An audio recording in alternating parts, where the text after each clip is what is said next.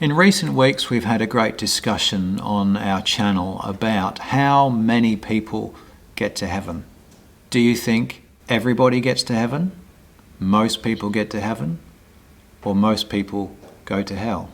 If we look at the Bible, and I think particularly of what Jesus said in the Gospels, the disciples came to him and asked, "Lord, are there few who are saved?" And he responded, "Strive to enter through the narrow gate, for many, I say to you, will seek to enter and will not be able."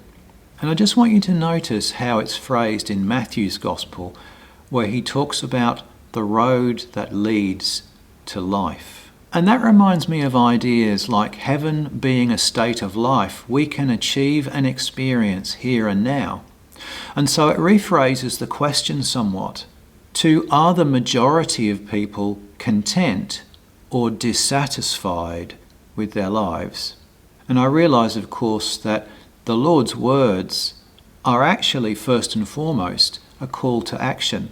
Are you content or dissatisfied with your life?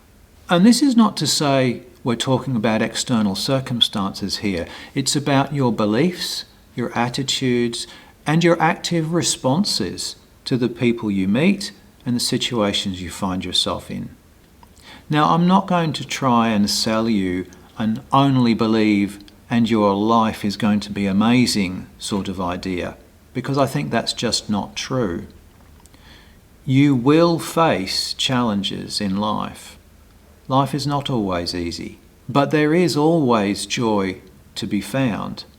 And I think part of the success of life is being able to find the joy without expecting always to be happy. I think there's a great deal to be said for giving to others. Find ways of making another person's life joyful.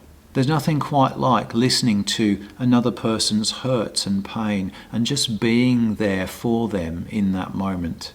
And sometimes that can be hard, especially when you're hurting yourself, especially when the person you're speaking to is in so much pain that they lash out in response simply as a way of giving themselves some superficial comfort. Only the other day I read this from Swedenborg's book, Apocalypse Explained. A life of love and charity opens the interior mind by the influx of light from heaven. For a life of love and charity is the divine life itself. And I think this is the narrow gate that Jesus speaks of.